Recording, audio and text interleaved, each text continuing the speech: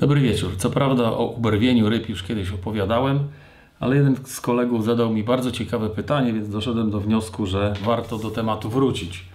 Od czego zależy, jak wpływają na to warunki środowiskowe, w których żyje ryba.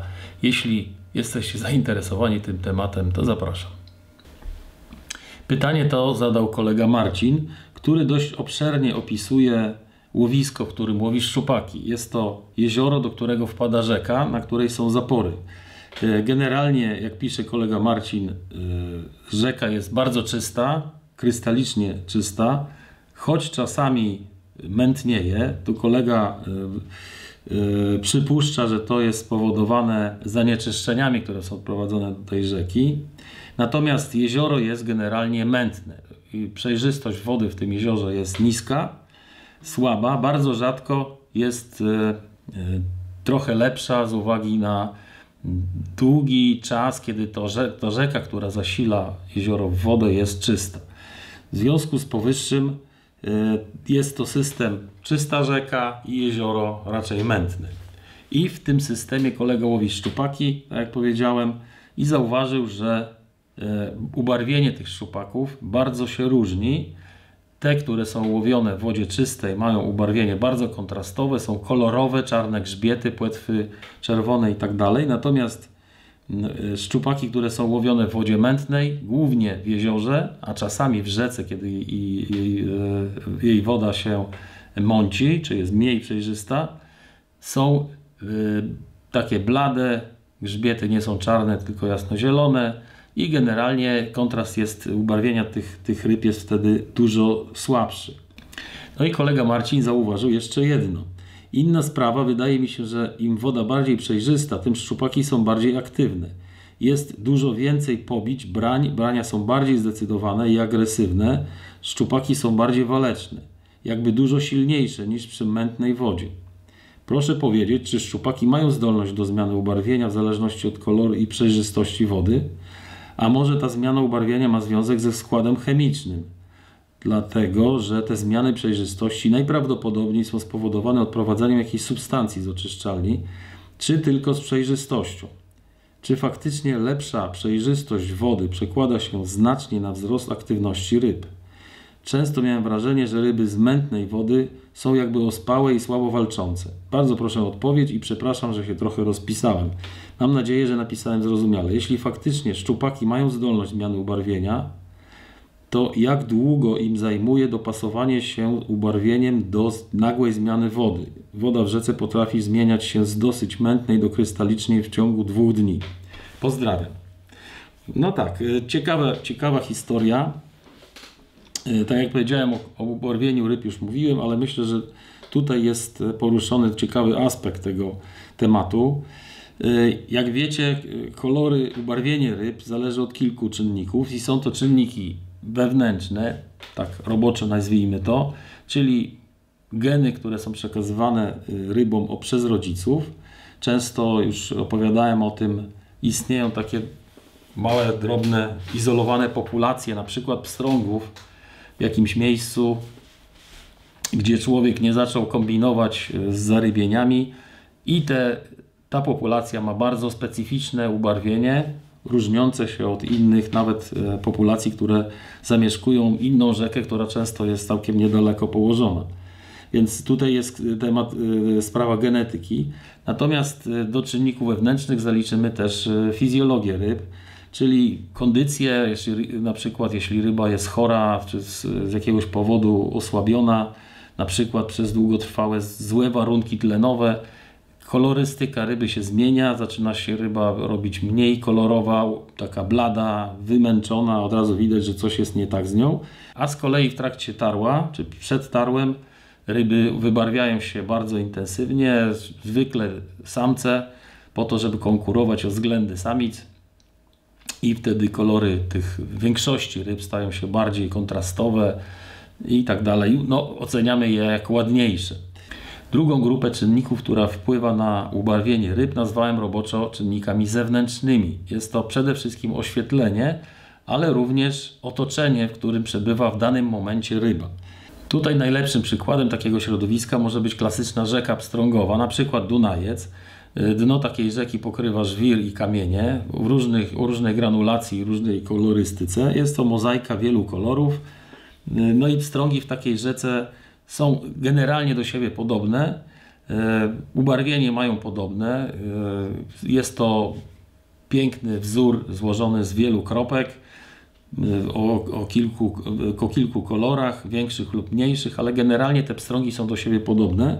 Natomiast w rzekach trochę bardziej zróżnicowanych środowiskowo, takich jak na przykład rzeki pomorskie, które płyną częściowo przez las, trochę przez łąki, więc dno jest na jednym odcinku piaszczyste, na innym jest żwirowe, na innym jest muliste, czyli kolory tego dna i otoczenia, w którym żyją pstrągi, no bo dość mocno się zmieniają na krótkim odcinku rzeki nawet. I w takich miejscach, w takim środowisku kolory pstrągów są o wiele bardziej zróżnicowane niż w klasycznej rzece górskiej.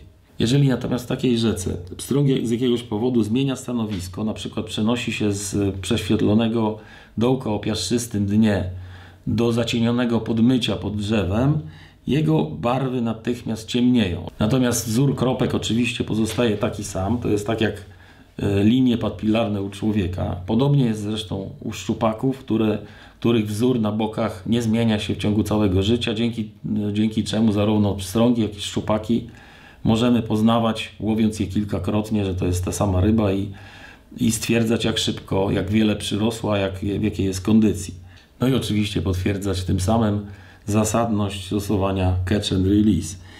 Podobne zmiany ubarwienia mają miejsce również, jeśli woda staje się z jakiegoś powodu mniej przejrzysta, na przykład w czasie przyboru w rzece, który niesie zawiesinę, no i przejrzystość wody się zmniejsza. W takich sytuacjach wzór na bokach ryby jest identyczny oczywiście, natomiast kontrast się zmienia, kolory stają się mniej wyraziste i blakną. Taką samą zależność zauważamy u pstrągów, jak i u szczupaków, co kolega słusznie zauważył. Im bardziej woda jest przejrzysta, tym barwy ryby są bardziej wyraziste, kolory są bardziej kontrastowe. Tutaj dla ilustracji pozwoliłem sobie pożyczyć dwa zdjęcia od kolegów. Pierwsze zdjęcie to jest Andrzej Wizner ze swoją rybą, którą złowi oczywiście w Żarnowcu. Drugie zdjęcie Damian Doda ze szczupakiem z jeziora Dargin. Jak wiecie, te oba łowiska charakteryzują się bardzo przejrzystą, czystą wodą. No i teoria o kolorystyce ryb w takich łowiskach się potwierdza, bo oba są przepięknie wybarwione, kolorowe. Barwy są kontrastowe, płetwy czerwone, zielone, żółte, zielono-żółte boki z przepiękną mozaiką kolorów. A tutaj dla porównania dwa moje szczupaki, no dobra, szczupaczki, które złowiłem w jeziorach niedaleko Olsztyna, w jeziorach, które mają wodę bardzo słabo przejrzystą. No i widać, że te kolory są o wiele mniej kontrastowe, nie widać tam za bardzo zielonego, czerwonego i żółtego, to jest bardziej takie szaro-burę wszystko i oczywiście mniej kontrastowe. Ale jaki właściwie jest powód blaknięcia kolorów, zmniejszenia się kontrastu ubarwienia ryb wraz ze zmianą przejrzystości wody? Jak wiecie, jedną z ważniejszych funkcji, jaką pełni ubarwienie u ryb, jest funkcja maskująca. Wszystkie gatunki muszą maskować się przed drapieżnikami, tak zwanymi lądowo-powietrznymi, czyli czy to będzie lis, czy to będzie człowiek, czy to będzie ptak, który żeruje na rybach, a ryby spokojnego żeru oczywiście dodatkowo muszą maskować się przed rybami drapieżnymi. No i teraz stąd właśnie tak istotny jest kolor grzbietu ryb, wszystkich zresztą, i drapieżnych, i ryb spokojnego żeru. Jeśli woda jest bardzo przejrzysta, to najmniej widocznym z góry kolorem jest czarny. Natomiast od dołu oczywiście ryba musi być biała, ponieważ z kolei maskuje się przed atakiem od dołu, czyli staje się mniej widoczna na tle powierzchni wody, która, jak wiecie, jest opalizująco biała, srebrzysta. Dlatego srebrzysto-biały kolor jest najmniej widoczny i najlepiej maskuje tą rybę. Natomiast jeśli woda z jakiegoś powodu jest mniej przejrzysta, to oczywiście ten kolor ciemny, czarny grzbietu ryb by ją bardzo słabo maskował i na pewno by została szybko zjedzona, zaatakowana przez drapieżnika, bo po prostu byłaby widoczna z góry bardzo dobrze. Stąd taka właśnie istnieje zależność. Szczupak dodatkowo maskuje się przed swoimi ofiarami oczywiście i tutaj bardziej kontrastowe kolory dużo lepiej wtapiają się w otoczenie w czystej wodzie niż takie blade. W związku z tym w tych wszystkich czystych jeziorach szczupaki charakteryzują się bardzo pięknym, kolorowym ubarwieniem. Teraz o co chodzi z tym żerowaniem? Czy ono rzeczywiście jest bardziej intensywne w wodzie o większej przejrzystości? Czy szczupaki lepiej walczą w takiej wodzie? Czy agresywniej uderzają w przynętę?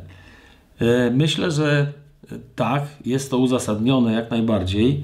Jak wiecie, szczupaki najlepiej czują się w wodzie o dużej przejrzystości, bo są wzrokowcami. Oczywiście przy namierzaniu swojej ofiary posługują się również linią boczną, wzrokiem i linią boczną, natomiast jeśli woda jest czysta, mają szansę zaobserwować ofiarę z dużej odległości. Ofiarę, ale również przynętę, którą im podamy. W związku z tym generalnie łatwiej łowi się szczupaki w łowiskach, w których jest woda bardzo przejrzysta, no bo po prostu są w stanie zauważyć przynętę z dużej odległości i ją zaatakować, pogonić i złapać.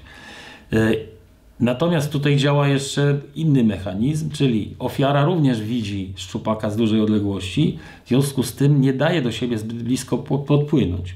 Czyli szczupak, żeby ją zaatakować skutecznie, musi rozwinąć dużą prędkość. W związku z tym taka sama sytuacja występuje przy zaatakowaniu przynęty, czyli szczupak atakuje z dużą prędkością, uderza w przynętę, czujemy to jako bardzo agresywne branie, no i stąd takie wrażenie, o którym pisze kolega. Natomiast w wodzie o mniejszej przejrzystości, rzecz jasna, szczupak musi sobie poradzić, ale posługuje się podczas polowania głównie linią boczną, podpływa wolno do ofiary, wyczuwając ją linią boczną. Może to zrobić bezkarnie, ponieważ ofiara go też nie widzi. W związku z tym atakuje zwykle z krótkiego dystansu. No i stąd właśnie wędkarz, który łowi w czystej wodzie, ma wrażenie i słusznie, że brania są o wiele bardziej agresywne niż w tym samym nawet łowisku w momencie, kiedy woda się zmąci. Mam nadzieję, że tu odpowiedziałem na pytanie. A dlaczego szczupaki w mętnej wodzie gorzej walczą? No, myślę, że to nie jest do końca prawda. Może tak być w tym łowisku lub też w jakichś specyficznych warunkach, ponieważ na przykład natlenienie wody jest mniejsze, czyli kondycja takiej ryby jest też słabsza i już nie ma tyle siły, co w czystej, dobrze natlenionej wodzie. Tak samo duża ilość zawiesiny powoduje, że oddychanie szczupaka jest mniej efektywne, w związku z tym też kondycja jego spada. No i tutaj mamy tą odpowiedź. Natomiast jeśli w danym łowisku woda jest mniej przejrzysta z jakiegoś powodu, ale zarówno natlenienie, jak i termika tej wody jest prawidłowa dla szczupaków, no oczywiście też to jest istotny czynnik, bo jeśli woda jest zbyt ciepła, to szczupaki też słabiej walczą, ponieważ ich kondycja jest niższa. Więc jeśli te czynniki są sprzyjające i poprawne, czyli termika i natlenienie, to szczupaki będą walczyły na pewno tak samo intensywnie, tak samo będą silne jak w wodzie o dużej przejrzystości. No i mam nadzieję, że tym samym odpowiedziałem koledze Marcinowi na pytanie. Proszę o kolejne. Do zobaczenia za tydzień. Cześć.